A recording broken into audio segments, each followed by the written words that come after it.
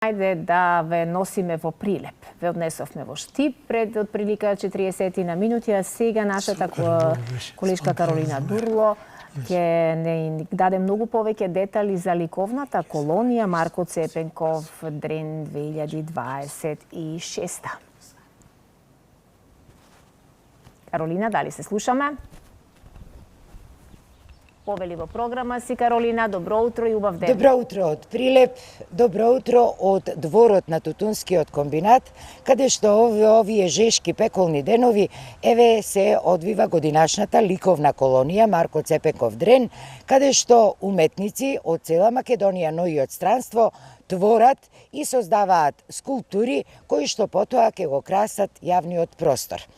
Јас да ги поздравам и сите гледачи кои што во овој момент ја следат утринската програма на Алфа телевизија, пред се заради тоа што верувам дека ќе имаме еден интересен, летен разговор и ќе зборуваме за уметноста.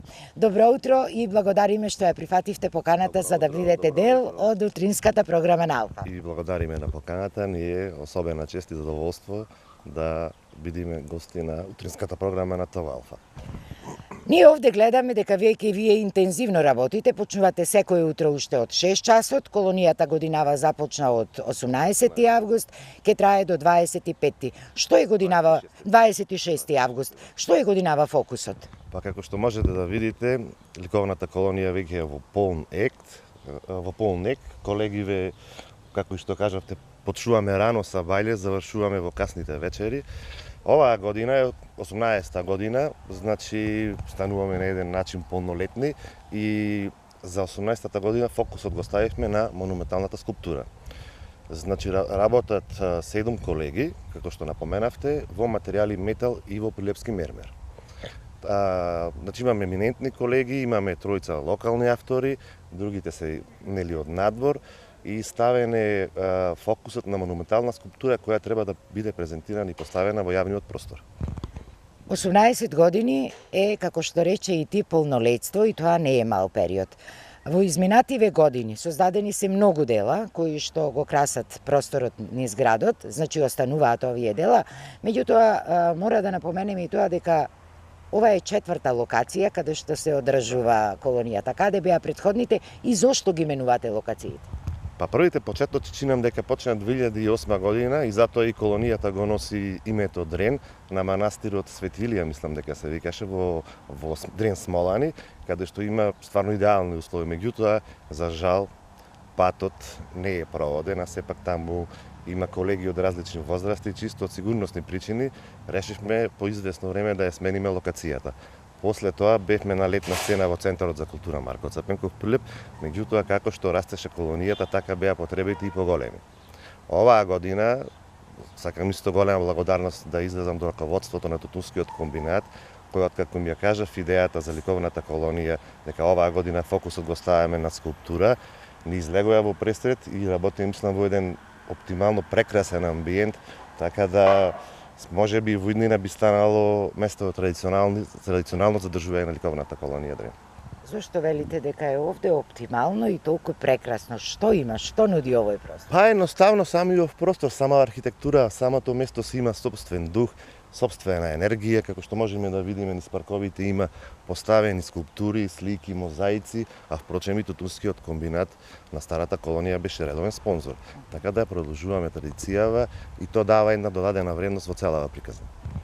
Ликовната колонија Марко Цепенков Дрен, мислам, е еден обид да се излезе од галериите и да се работи на отворен простор. Што значи тоа како провокација за еден уметник, небитно дали е сликар, дали е вајар, дали е скулптор и така натаму?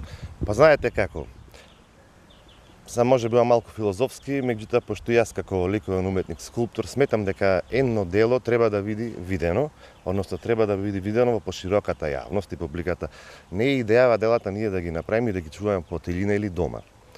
Така да сатисфакцијата на самите автори, скулптори, сликари, небитно, е делото кога ќе биде креирано, односно да речем завршено, условно едно дело никогаш не е завршено, тука да се разбериме, меѓутоа тоа мора да комуницира со публиката, со народот, да воспоставиме една интеракција. И тоа е основната идеја на ликовната уметност. Така да ние како Национална установа Центар за култура Марко Цепенков Дрен при ликовната дејност имаме фонд на 400 слики, одреден дел се и скулптури, морам да кажам, кои ги красат повеќе државни и општински установи. Така да идејата наша од почеток е цело време делата кои се создадени да бидат видени од публиката, нормално народот и да ни стани поблиска некако уметноста до граѓанството. Така.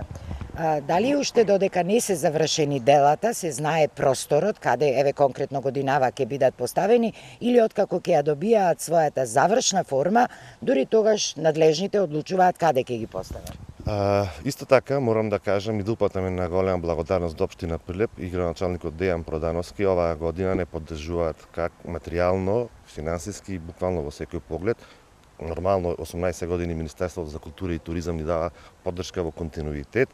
Идејата е овие скулптури кои ќе се сработат да бидат поставени низ центарот на Прилеп во јавен простор. Имаме лоцирано неколку локации, меѓутоа спрема секое дело ќе си го најде со соодветното место низ центарот на градот. Така да, откако ќе заврши колонија, ќе направиме една обиколка кое дело кај е најсоодветно да биде поставено. Дали се успева да се стигне во тие денови додека трае колонијата да се завршат делата или, како што рече и ти, ни едно дело не е завршено, меѓутоа некаде мора да биде поставено? Да, во секој случај, како што споменав, ни едно дело не е завршено, уметноста нема граници, меѓутоа мислам дека 8 дена искрено за монументална скулптура се малку, меѓутоа колегиве се доста вредни, мислам дека ќе ги завршиме сигурно. Ајде пред да го завршиме разговорот, да се подсетиме, вие имате гости и од други земји, и низ годините имало други годинава кои се тие што работат овде и бидејќи од нив треба да излези барем по една скулптура. Апсолутно, година имаме еминентни автори, фокусот го ставивме на исклучиво македонски автори, затоа што мислам дека ние имаме доволен капацитет, искрено, кои што можат да одговорат на предизвикот, па во оваа прилика би ги споменал сите еден по еден. Да. Од Прилеп го имаме Емил Солески, Славчо Павлески, Маријан Стојановски. Потоа гости ни е Слободан Милошевски, Никола Пијанманов, Озбек Ајван и Дамјан Ѓуров. И уште каков е интересот кај младите за да бидат уметници, еве ќе кажам, бидејќи тука влегува, како што рековме, и ликовната уметност, и скулптурите и така натаму. Има ли интерес кај младите луѓе? Оваа година, да бидам искрен, имаме доста посети од луѓе кои разбале кај се одржува колонијава, на моје лично задоволство, и тие прават една интеракција со самите уметници, нели, а сепак ние баш ради вакви работилници, односно колонии, пробуваме да ја доближиме ликовната уметност што поблиску, особено до младите, за да стекнеме една навика за во иднина да имаме што да им покажеме и да оставиме за нашиот град. Маријан, ти благодарам за разговорот. Ви посакувам многу успех до крајот на колонијата.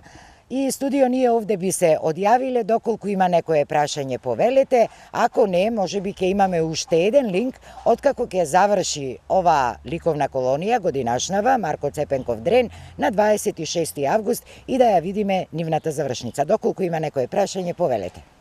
Благодарам многу, Каролина. Навистина не сме во можност поради времето да поставиме прашања, но голем поздрав и честитки за ова уште една успешна манифестација, ликовна колонија Марко Цепенков Дрен.